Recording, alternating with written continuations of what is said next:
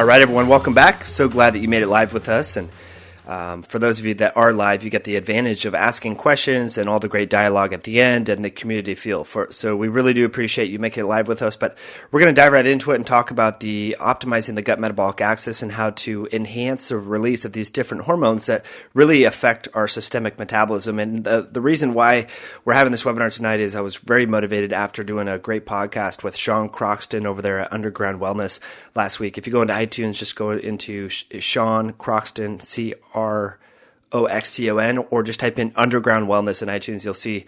And we got excellent feedback from that podcast. And we talked a little bit about gut hormones, but for you all listening right now, we're going to dive a lot deeper into that. And I realized that people just want to learn more about this. So I was really happy and grateful that that was the case. And so here we are. So anyway, there's many different ways that we can go with talking about how the gut influences our metabolism, from gut hormones to gut bacteria to inflammation to short-chain fatty acids. But today we're going to focus on these gut-derived hormones and how they affect fat storage, fat burning, and systemic insulin responses, and also appetite and satiety. And it's really pretty powerful, actually. This is, as you'll soon learn, where all the new diabetic drugs are going, where all the new research surrounding bariatric surgery is looking at, and how we can optimize the hormones released from the intestinal cells. And these are called incretin hormones. And this may seem new to you, but trust me, this is a very old topic. And before we talk about where we're going in the future, I want to talk about what is the previously recognized understanding of metabolism. And we know that when we eat carbohydrate-containing meals, that tends to raise blood sugar, and blood sugar likes to be in a narrow window. So what happens is the pancreas releases insulin, and insulin is responsible for depositing glucose into different cells. Mostly cells of the metabolic system, which would include muscle tissue, liver tissue, and fat tissue. But we know that when individuals become dysfunctional, they can actually deposit glucose, for example, and in various other tissues, for example, like the red blood cells and retina and nerve tissue and so forth. And that would be obviously pathogenic. So anyway, that's kind of where we've been focused. And from a nutritional functional medicine standpoint, the focus has been on how can we modulate systemic insulin sensitivity, using things like chromium, vanadium, alpha lipoic acid, green tea, and all these various compounds, which, yes, they're beneficial. Yes, they're antioxidants, some of them. Yes, some of them are nutrients involved in glucose uptake. But it's not really showing the whole story, the whole new metabolic model. And that new metabolic model is looking at the GI tract. Not only the hormones released from the gut, and there's a couple dozen of these different hormones, but also the bacteria and how that bacteria interact with the intestinal lining and how the bacteria interact with our food and create secondary byproducts, such as short-chain fatty acids. That's not even talking about gut permeability. We know GI permeability is a huge driver of perturbed metabolic changes in the body, i.e. diabetes, insulin resistance, and so forth, because that drives inflammation. Inflammation is another antagonistic factor which creates insulin resistance. But again, this is an overview. You have the images right here. Again, this video is going to be on YouTube as well. I'll have the links for that for you at the end. But let's talk about what we can do at the gut level and really dive into it. Well, the hormones or the mediators that we want to go after, they're called incretins. And the big one is called GLP-1, glucagon-like peptide 1. And the good thing about this is there's many natural phytochemical compounds that release or help the gut to release more of this compound called GLP-1. We also have herbs that affect the beta cell function. We know beta cell burnout is kind of an end stage characteristic linked with diabetes, but it is still there. And we know that we can affect systemic insulin sensitivity with different compounds such as cinnamon, fenugreek, chromium, vanadium, and so on. But we're going to focus on the aspect of the incretins, the GLP-1, and some of my favorite is berberine. And I'm going to talk about berberine extensively as we make our way through this webinar, but also resveratrol. Resveratrol is very critical for so many different things. It's a great nutrient, a great phytochemical, so many anti-aging properties, so many beneficial metabolic properties, antioxidant, and much more. But it also affects the gut. And so that might be how it's benefiting the whole body, or at least one mechanism of that. So we need to talk and define the incretin effect. And I'm sure you've heard this, and if you haven't, I'm going to define it. But an incretin is a compound derived from the GI tract that affects systemic insulin activity. Again, insulin is the key that opens the door for glucose to get into cells. It's so important for insulin to be sensitive, for our receptors to be sensitive.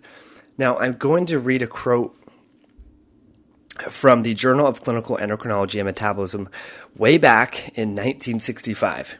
Okay, this is about incretins. And so this is a long time ago, before the iPad, before Wi-Fi, before the internet, really. A humoral substance is released from the jejunal wall. That's the portion of the small intestine, the jejunum, during glucose absorption, which acts by stimulating the release of insulin from the pancreatic islet cells.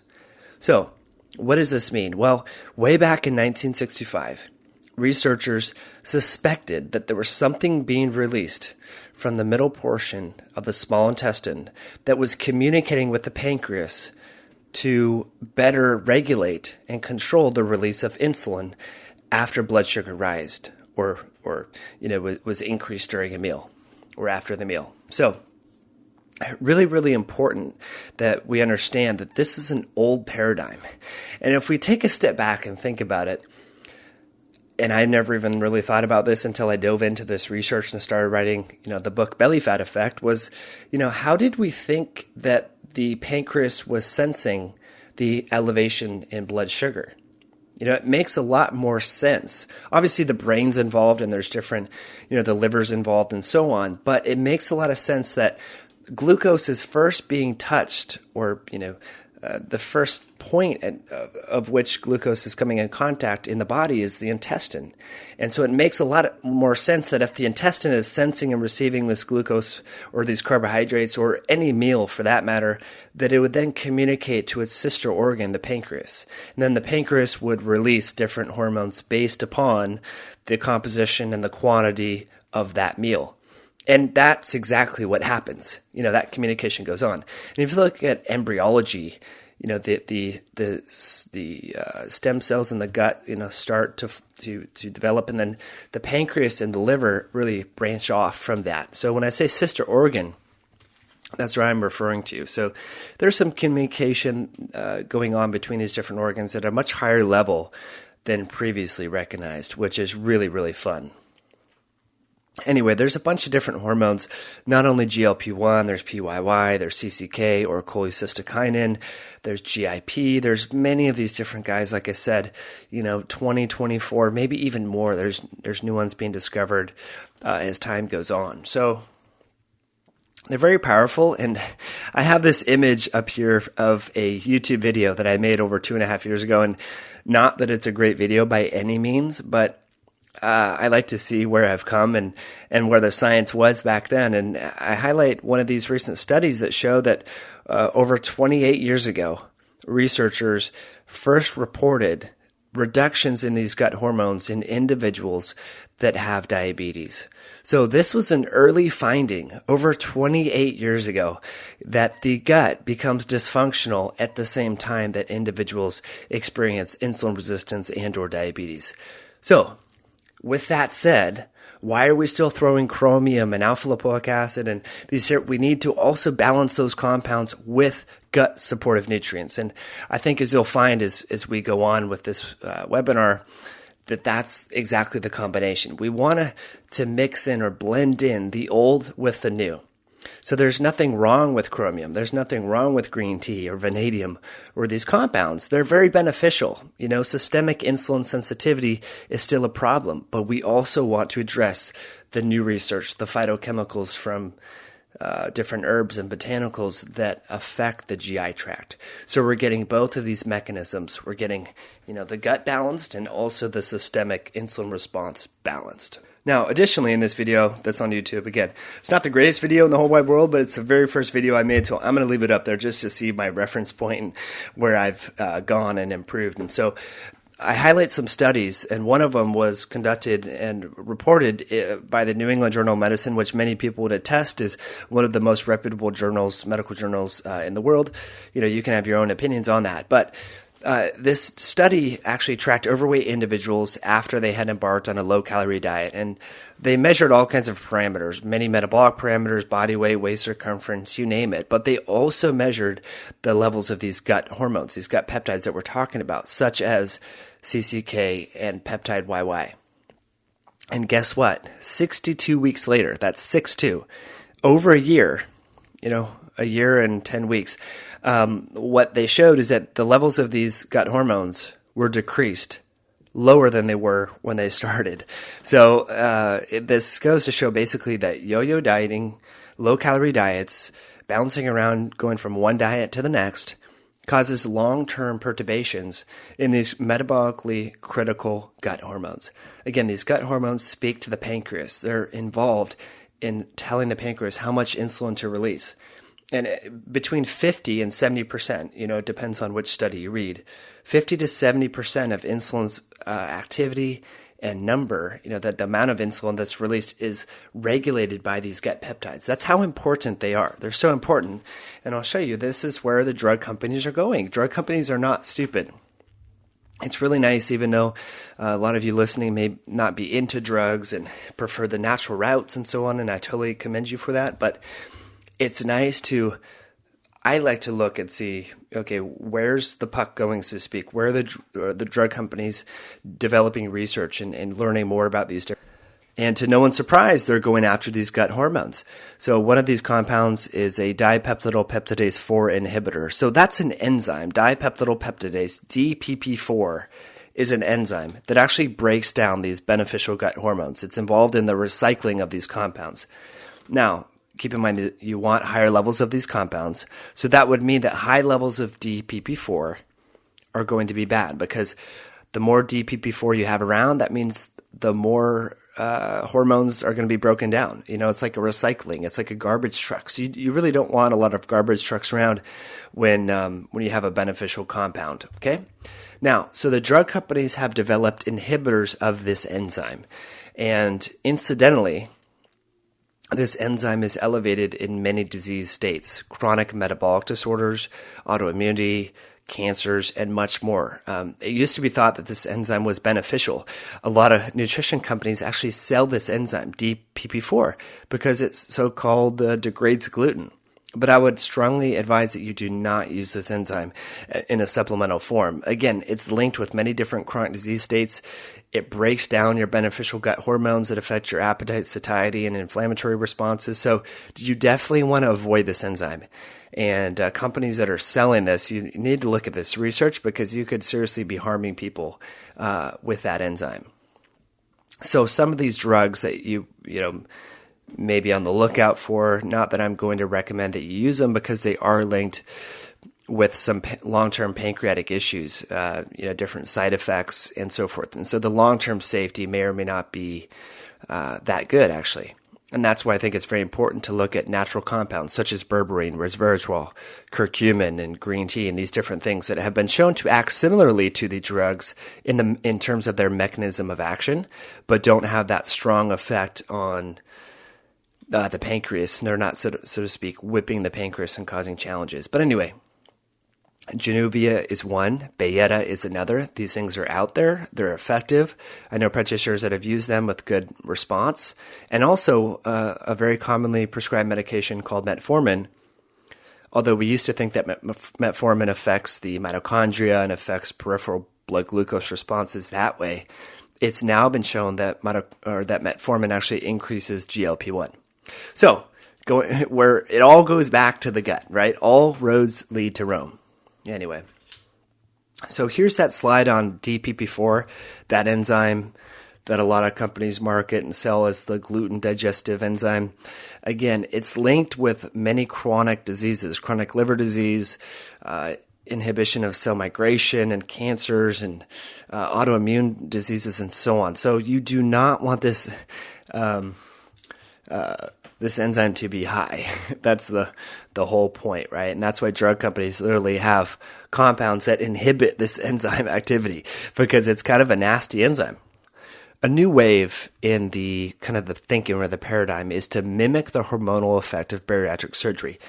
Now, if you're listening to this, you've probably heard me say before, you've probably read my book, Belly Fat Effect, or at least attended another webinar or podcast, but the mechanism of action of bariatric surgery is different than you probably used to think. A lot of people think, and actually a lot of healthcare practitioners that I've met, believe that bariatric surgery causes weight loss because it restricts how much food people can eat, but that's not really how it causes weight loss. Maybe a small point of that, a small percentage of that. But bariatric surgery actually is so metabolically protective because it leads to a dramatic increase in the gut hormones that we've been talking about, these incretin hormones, particularly PYY and GLP-1 and also CCK to a lesser extent. And it also changes the composition of the gut microbiome. So if we could mimic that hormonal effect without having to undergo the procedure, we're going to help a lot more people in a lot less expensive manner and a lot less invasive manner. So that's what we're here to do. And the good news is that we have polyphenols. These are compounds derived from color-rich fruits and vegetables and herbs. We have fiber derived from the similar compounds. And we have probiotics and different proteins that can enhance or mimic that hormonal effect of bariatric surgery without having to undergo the surgery itself, which in my opinion is so powerful and so critical. And that's where we're going.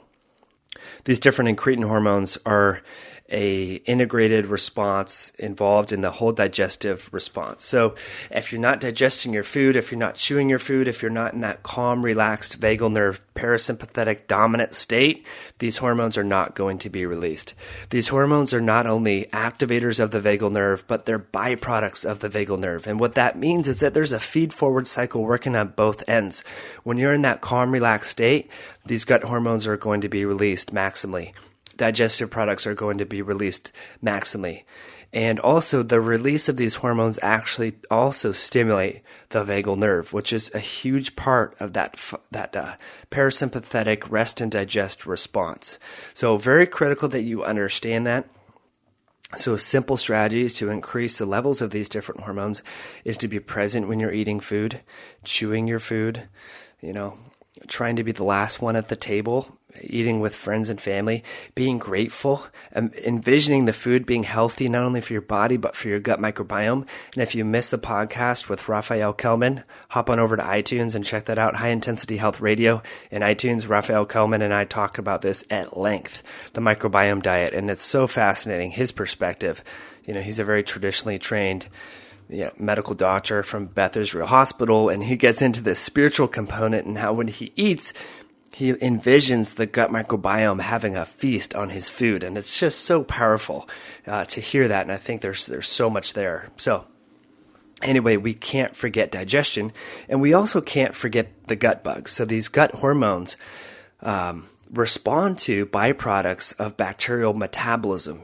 You've probably heard of things called short-chain fatty acids, like butyrate and propionate and acetate. And these compounds, they also stimulate the receptors in the gut that release these different hormones. So it's very critical to have a balanced, healthy gut microbiome and eat foods that are healthy for the gut microbiome. So avoid the white processed foods, eat more color, vegetables, plants, and so on.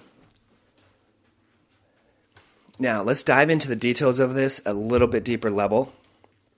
So we know that the GI tract has all the enterocytes in the intestine have these villi-like projections that protrude into the lumen. They're constantly sampling and sensing different things.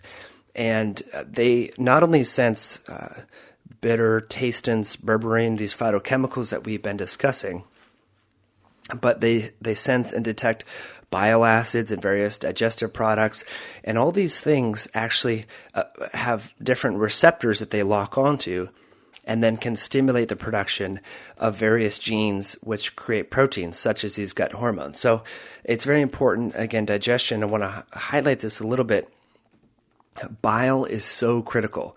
There's actually a receptor on your small intestine and various actually systemic tissues. I talk about this a lot. And belly fat effect is that there's bile receptors throughout the body. TGR5 receptors, TGR4 receptors are very anti-inflammatory, very powerful. So it goes back to digestion and why that is so critically important. But again, these endocrine/gut cells also sends proteins, lipids, carbohydrates, and that affects not only their transport, their translocation into the body so that those macronutrients can be used for energy. Those macronutrients also affect the release of these different hormones from the gut. So it's very critical. Now, the so-called endocrine cell of the gut that we want to focus on is called the L cell. This is the L cell is the one, the intestinal cell, that seems to be the most metabolically active and releases these beneficial hormones, namely GLP-1, GLP-2, and PYY. And PYY is involved in motility and so forth and satiety. But anyway, the reason why you want to focus on the L cell is because when you take prebiotics in the form of inulin and arabinogalactan, you actually increase the number of L cells that you have in your intestine.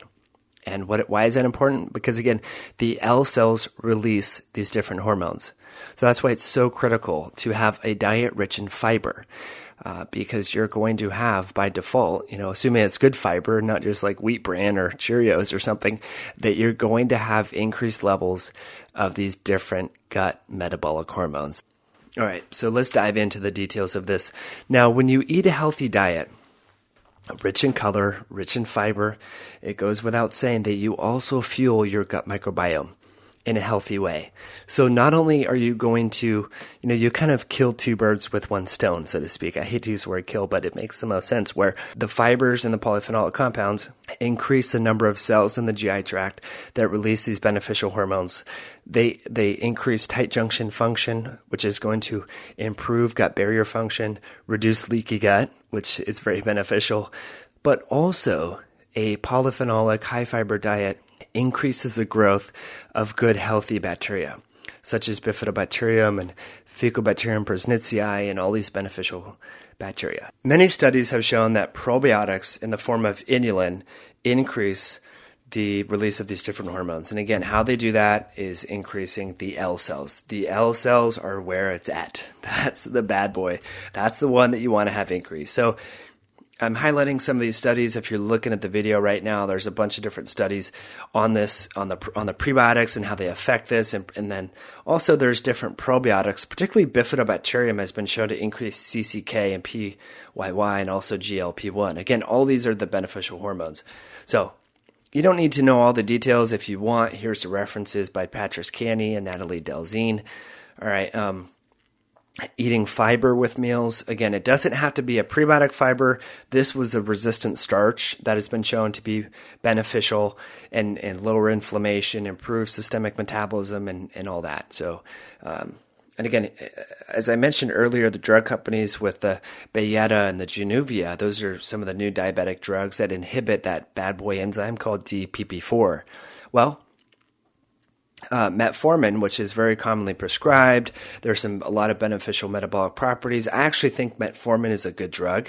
Again, I'm not really a drug guy, so to speak, but metformin has some really great mechanism of actions. And this new study that I'm highlighting here in humans shows that, guess what?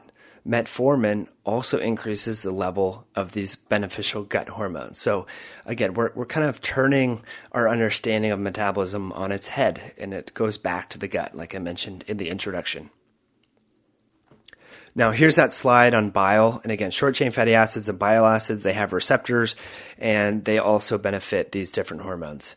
So let's talk about the phytochemicals. So cinnamon, curcumin, resveratrol, grapeseed extract, soy isoflavones, EGCG, that's epicalogadicin gallate, different polyphenols from carob, green tea polyphenols, berries, chocolate, and cacao, all of which have some sort of effect on the GI tract in some way, shape, or form, whether that's increasing IGF-1, increasing GLP-1, increasing PYY, affecting leptin, and much more. So it's very important that we eat a diet rich in color. Have your dark chocolate, have your berries, have a little bit of red wine here and there, have some curcumin or turmeric root, and so on. And I'll show you some very specific studies. Also fats, dietary fats. So there's a lot of data on pine nut oil, which I know it's kind of, pine nuts are somewhat expensive, but pumpkin seed, walnuts, it's the monounsaturated fatty acids have been shown to latch on to these small intestinal cells and really powerfully release these different hormones. So keep your eye out for include more monounsaturated fats in your diet. We know fat is really in right now, but include the nuts and seeds. Let's talk about protein. I've highlighted this before. I talk about this a lot in Belly Fat Effect. Pea protein is so protective, not only for all these different the amino acid structures and so on, but it's very satiating. And it releases these different gut-derived peptides that are involved in our systemic metabolic physiology. So pea protein is very, very critical. Keep your eye out on that. This is research from Duke University, and this team has published 3 or 4 different studies on this where they've looked at different quantities of pea protein, different routes of administration, whether it's a smoothie or a GI tube or just swallowing it. They've compared pea protein to whey protein, egg protein, wheat protein, fish protein, and guess what? Pea protein wins every time. So it's not just a vegan hypoallergenic protein. I think pea protein is very protective for overall satiety and appetite and balancing blood sugar. So that's something we should focus on. And I think it's a lot cleaner than the rice protein that's out there. It's more hypoallergenic compared to hemp and chia seed, and there's a million different types of vegan proteins right now, and you can just find a non-GMO, healthy, clean pea protein. You're going to be doing yourself a favor. So let's talk about some of the herbs. We'll talk about resveratrol first. This is actually emerging from animal models. We don't have data in humans at this time showing resveratrol increases the levels of these gut hormones, but we do have some good preliminary data in animals, so keep that in mind. Now, if you're watching this video, you can see that berberine is a really aromatic molecule. So again, these polyphenols, the phenolic ring is a 6-carbon aromatic ring. And as we discussed with Sean Croxton on Underground Wellness podcast, these polyphenols are fuel for healthy bacteria. You have different phyla of bacteria, Firmicutes and Bacteroidetes. The Bacteroidetes contain enzymes that are able to really metabolize and break down these different polyphenolic compounds, whereas the Firmicutes don't. So just by eating a diet rich in polyphenols, you selectively grow good, healthy bacteria. But berberine is no exception. It's a really tough molecule. I bet it's poorly absorbed. But it doesn't matter that it's poorly absorbed because most of its activity and action is in the GI tract. We probably don't need systemic activity of berberine. It's affecting the gut receptors and it's affecting the different gut microflora. So I've highlighted here for you a meta-analysis of all the different clinical studies that have looked at berberine for its metabolic properties. And it's quite astounding. As you can see on this list, they've compared berberine head-to-head. I say they. The researchers have compared berberine head-to-head compared to metformin, compared to different compounds. And so it's been shown to reduce fasting blood glucose, hemoglobin A1C, triglycerides, serum insulin, and much more. And even better than some of these medications. So berberine is a really heavy hitter in terms of a phytochemical herb that you should really be considering when it comes to weight loss or even insulin sensitization, balancing blood sugar, changing lipids. Remember, you can't burn fat if you're in an insulin-resistant state. It just does not work. You're in a sugar-burning state in that so-called glycolytic metabolism. And if you want to learn more about that, check out chapter 2 and 3 of Belly Fat Effect, because it's really something that I think a lot of people don't understand. They're going to the gym and they're doing everything right, but they're not changing their diet, so they're still insulin resistant and they just can't burn fat. Berberine does so much. This is a clinical study that looked at reproductive features of berberine, and specifically they looked at how berberine improves parameters in women with polycystic ovarian syndrome. So this is the so-called PCOS, is actually quite prevalent. I think it's 15 to 20% of women have this condition. So it's fairly high in the population and increasing. And we're seeing more and more younger women with PCOS. And it's just a consequence of insulin resistance. So if we can improve that through a herb that has very little, consequences and side effects, I think that's a great approach. Now, I want to read to you just a snippet from a meta-analysis that looked at 13 different human clinical trials, and the inclusion criteria for this meta-analysis. And just in case you don't know, a meta-analysis is a study of studies, and they have different inclusion criteria where they select studies, and if they have this, objective, then they'll include it, and if they don't, they'll reject it. And the inclusion criteria here was a randomized placebo-controlled trial. And so they found, I think, like I said, 13 different studies, 9 of which met this inclusion criteria, and they did statistical analysis and found, I'm going to read a quote to you, based on the existing evidence reviewed, berberine has beneficial effects on blood glucose control in the treatment of type 2 diabetic patients and exhibits efficacy comparable with that of conventional oral hypoglycemics. Said another way, berberine rocks, and its efficacy is on par with what is commonly used to change blood glucose in a medical setting. Okay, so I want to finish off the study and talk about a recent study by Liping Zhao. And if you don't know who this person is, I would check him out if you're really into all this research. So this is a researcher from China who himself had weight-related challenges. He had a lot of belly fat. He was overweight, and he figured out that, the calorie in, calorie out thing, it just doesn't work. It didn't work out for him. It didn't make sense from a mathematical standpoint because the body likes to what they call homeostatically control its weight and metabolism. And so when you lose a lot of weight, the body's going to guard that, and metabolic parameters are going to slow down. We showed that with that New England Journal of Medicine study at the start of this. But anyway, Liping Zhao is a huge gut researcher. And he conducted a clinical study where he combined pretty much everything that we're talking about. Obviously, I don't know him. He doesn't know me. But what he did was found individuals that enrolled these individuals that had metabolic syndrome and belly fat into a study and had them eat a diet rich in fiber, plant-based polyphenols, and add in phytochemicals, including berberine. And some of the herbs are a little bit different. These were traditional Chinese herb. Berberine has been used for hundreds, if not thousands of years in Chinese medicine and China. So he had these individuals make some dietary changes, add in more fiber, add these phytochemicals, and then track them for 8 weeks and looked at their gut parameters, looked at metabolic parameters, blood pressure, everything else, and there was a lot of beneficial changes. And I want to highlight this because we're not going to get randomized placebo-controlled trials on every single little thing that we do, from changing our diet to adding in these phytochemicals. But this was one of them that I think is very close. So if we want to be very factual, very evidence-based when making these recommendations on what people should be doing and how should they change their lives and how can they accelerate these beneficial metabolic changes and how can they burn fat better, I think this is the closest it's going to get. And so what he found, then they concluded at the end of the study, I'm going to read it to you, reduced endotoxin-producing bacteria and increased gut barrier protecting bacteria in the gut, improved gut barrier function, reduced serum endotoxin load, and alleviated low-grade inflammation can explain why our dietary intervention improved insulin sensitivity and metabolic parameters of the cohort tested. That's a lot to digest right there, but let me just break it down to you. So endotoxin is that bacterial appendage that's really problematic. It's very pro-inflammatory. So we have about 5 grams of this endotoxin-containing bacteria in our GI tract. E. coli would be the kind of prototypical endotoxin-containing bacteria. And any small changes or perturbations in the integrity of the GI tract causes increased absorption, translocation, if you will, of this endotoxin substance, and it is a very pro-inflammatory guy.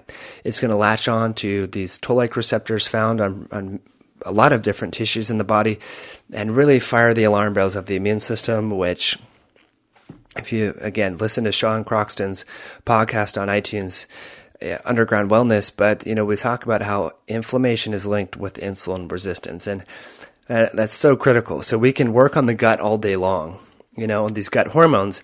But if you have gut integrity issues and you have leaky gut and you have these bacterial endotoxin particles crossing the GI tract, then you're going to have inflammation in the systemic system, which is going to halt fat burning. And again, listen to that podcast to learn more, preferably from plants, not so much grains, from vegetables and fruits and so forth. And also add in pea protein. I think that's great. And the phytochemicals, so the different color-rich herbs and botanicals. I think curcumin, resveratrol, and berberine are ones that I'm going to include pretty much every day unless, I learn otherwise, due to all their beneficial effects. This was a rapid-fire webinar. There's so much that we dove into. If you like this information, you want to learn more, and you haven't purchased The Belly Fat Effect, again, the subtitle is The Real Secret About How Your Diet, Intestinal Health, and Gut Bacteria Help You Burn Fat. Check that out on Amazon. It's on the Kindle. It's on the Nook. And I have some bonuses for you. So what's in there is, 1,500 references, all, peer-reviewed academic. It's written for the layman, but doctors of all types have reported that it met their 10 chapters, close to 400 pages, a bunch of tables and illustrations. Now, if you do get the book, send your receipt over to info@mikemutzel.com, and we will give you access to the bonus replays. And so some of you have already opted in for that. And we have a membership site and my leptin blueprint video where I talk about all the immunological roles of leptin and how leptin is very pro-inflammatory indirectly and how that is really the problem linked with leptin. That is available at your disposal. Now let's open it up for some live questions. Bettina, are you ready? I'm sorry, I was muted. Oh, no, you're good. We have a question about where the berberine is sourced, and I honestly do not know that. Do you know, Mike? No, I believe it's the bayberry leaves. And Berberiza, I believe it is. Okay. I wasn't thinking in terms of source like that. I can let you know shortly on that one, surely. Normally, like you said, Bettina, they're listed, under parentheses, the exact origin of that. So I'm not sure, but it's on the back of the label. It's on the supplement backs of the label, and it's right in parentheses there. Oh, okay. That's great. It's also another question is, does stimulating GLP-1 slow gastric emptying?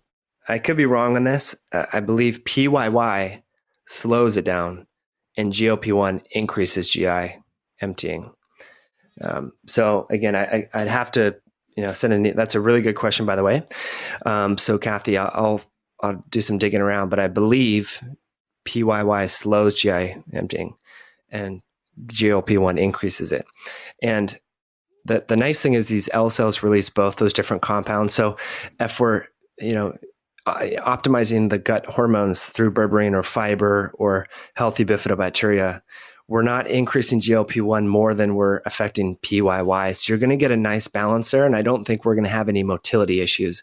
And again, everyone's unique, and there could be caveats to the rule and so on. But that's why I think going after this approach, using natural means, is much better than using like DPP-4 inhibitors and just affecting GLP-1 or just affecting, there's GLP-1 or there's CCK. I think the nice thing about these herbs and botanicals is they've been found present in our diet for as long as we've been around, and we've just avoided, moved away from them in the refinement and commercialization of food.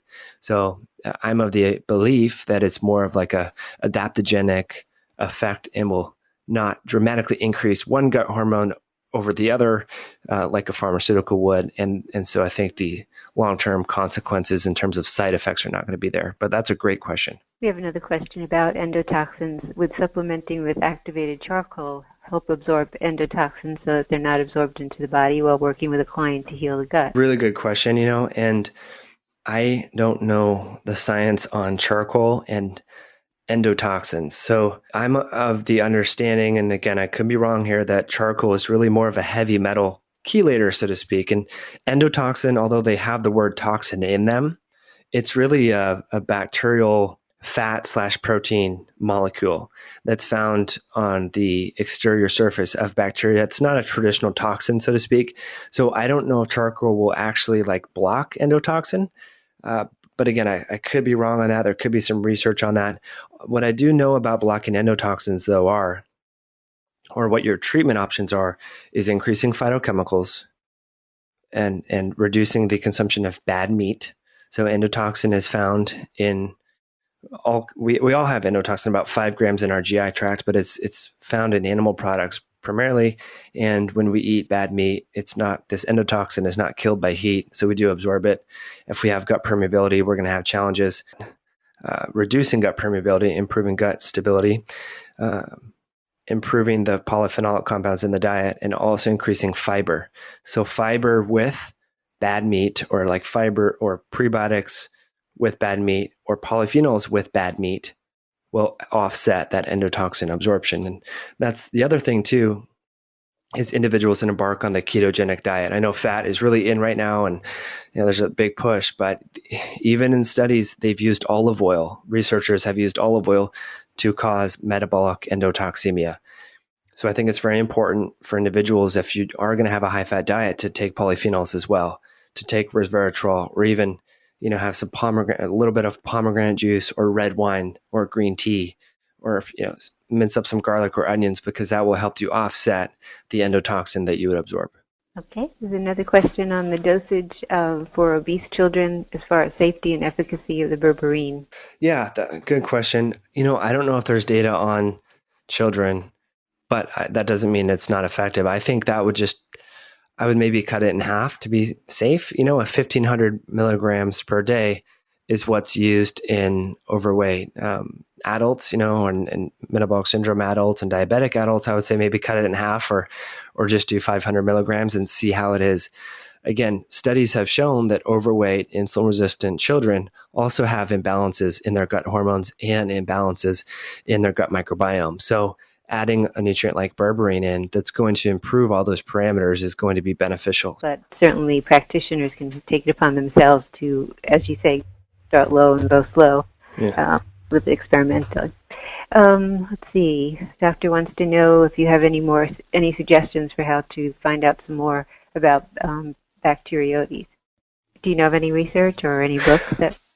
Yeah, I don't want to be self-promoting, but the book Belly Fat Effect have 1,800 references in there and dive into all the studies between firmicutes and bacteroides, because the data is actually not that clear cut. There is some gray area in terms of our firmicutes is really bad and our bacteroides is really good and so forth. So I try to review that the best I can, and new research shows that bacteroides are probably more healthy than the firmicutes, and firmicutes, although not every study shows a link with obesity and metabolic syndrome, most new recent studies have shown that using 16 double-stranded DNA and so forth to measure the level of dysbiosis. So yeah, that's a good question. The jury's still out kind of, but new research is linking finding that correlation more strong. Mm-hmm. Another question, let's see here. Would you recommend prebiotics in addition to probiotics for anyone on a lengthy antibiotic therapy, for instance, treating Lyme or co-infection? Wow, that's a really good question. And I think I'd say absolute yes. So again, we've talked about prebiotics tonight more in the context of how they beneficially affect the gut hormones and specifically those L cells, the cells that release all these healthy hormones in the GI tract. But prebiotic fiber is really fuel for healthy gut bacteria.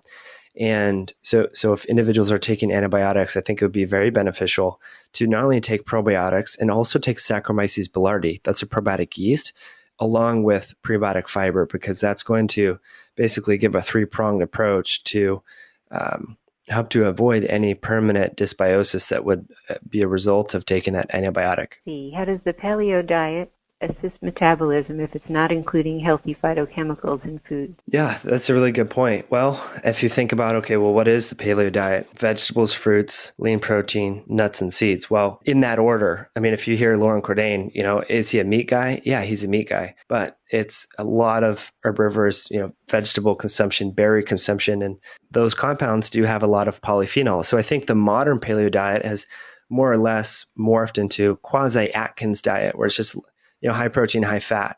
And I think a lot of people that are really diehard are eating the real food, growing their own fruits and vegetables, shopping at farmers markets, and having a lot of color in the diet. But that's a really good point that whoever asked that question brings up, because I think that's one of the flaws in the general understanding of the paleo diet is you can actually cause more harm than good if you look, lard is good, butter is good. That's all fine. But I will tell you, human clinical studies, they use lard and butter and even olive oil to induce metabolic endotoxemia. And what I mean by that is to basically induce a low-grade leaky gut and to translocate these bacterial fragments called endotoxin into the systemic periphery, which then cause a whole slew of metabolic problems. So I'd say eat paleo, eat high fat, eat butter, eat lard, do all that. But you definitely want to make sure that you're dicing up onions and garlic and rosemary and drinking green tea and putting in minced curcumin and turmeric into your foods, because you're going to offset some of the potential damage that might occur. And not that fats are bad, but if you eat a lot of fat, it can cause these chylomicrons form in the small intestine.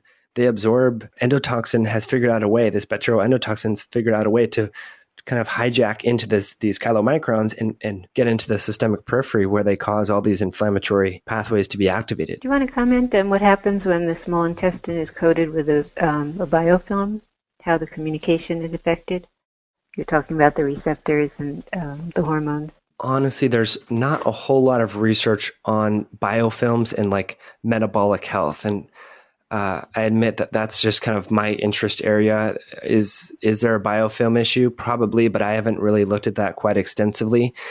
So I would say, these studies didn't control for a biofilm. And so they're randomly selecting individuals and using healthy controls and so on. So I would say, do you need to give like proteolytic enzymes beforehand or EDTA or whatever? Probably not.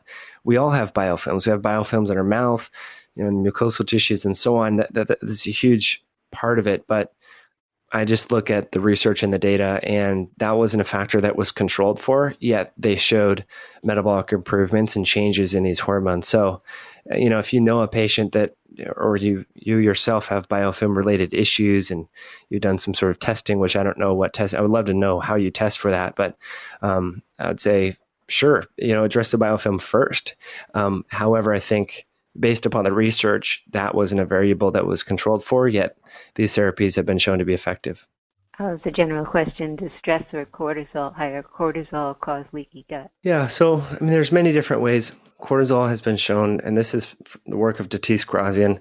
I haven't seen this in any research articles, but it's shown to affect the regeneration of enterocytes and the mucosal tissue. But if we think about cortisol being activated, that's a byproduct of the autonomic nervous system from being activated. So if we're in a sympathetic state, the vagal nerve's not being activated. That means that the motility, all the gut hormones, digestive products are not going to be stimulated. So I think, indirectly, I'm sure there are more direct ways by which cortisol affects gut permeability that I don't exactly know about, or maybe that's not understood. But again, if cortisol is turned up, then you can't be in a sympathetic and a parasympathetic state at the same time. They're kind of mutually exclusive. You're either in rest and digest or you're fight or flight. It's one or the other. And so I think the take-home message here is clinically, if people are stuck in this parasympathetic state, you need to help guide them and do heart math and breathing and mindful-based meditation and yoga and Tai Chi and so on to help to tone down that sympathetic response and pivot them back into more vagal nerve activation. Okay. Mike, do you want to comment on Dr. Fine is saying that berberine is an incretin and supposedly can increase the risk of pancreatitis or pancreatic cancer from what he's read, even though it's excellent in decreasing glucose? Yeah, Dr. Fine, I would love we can unmute you and talk about that if you would like. So type in there if you want to get live and chat about that. And that's a great point. So as I did mention, some of these incretin compounds, Bayetta and Januvia, that is a concern because they are kind of whipping the horse, so to speak, and causing challenges with the pancreas. But the thing about berberine is, it's an incretin hormone mimetic, so to speak, and it's driving GLP-1 and driving CCK in these compounds, but it's not a pharmaceutical compound in the sense that it's so selective for driving GLP-1. It's just one of these off-target things. Remember, berberine also does 1,000,001 other different things, just like curcumin and resveratrol, and it just so happens to be that this is one of them. So that's the difference between a drug is really very selective in its target. Whether that's inhibiting an enzyme, activating a receptor site, breaking down a substance, whereas berberine is just really a polyphenol. Does it fit like a lock and key in different receptors? Probably, but it's also doing all these different things. And so I think the long-term effects, is it something that we want to be on forever? Probably not, but I think it's probably safer and has less potential long-term side effects than some of these other pharmaceutical compounds that are designed specifically to only affect one receptor site or one enzyme system. Let's see, oligosaccharides versus fermented food. Yeah, so I think both. That's one thing I didn't dive into. I love fermented foods, and for some reason I always forget to talk about it, even though my wife and I ferment a bunch of foods. There's just not a lot of, try to review research, and unfortunately not a lot of research on fermented foods because it's hard to standardize, but very healthy. Every, culture throughout the world, besides in the U.S., has some sort of fermented foods before and after meals. I was in Korea last November, about close to a year ago now, and even for breakfast, it was kimchi before and after, and it was funny. I've shared this story with you before, but the only overweight individuals were the Americans that were there and the children. And well, not the only, but by and large. And I was asking some local Korean doctors that I was with, and they said, yeah, they think kimchi had a huge role there. The influx of obviously bad foods, but kimchi used to be this thing where the mother of the house or the grandmother of the house would go and collect cabbage, and it was like a all weekend thing. And now it's just, you go to the supermarket and pick up commercially prepared kimchi. It doesn't have the same prebiotic or probiotic compounds in there.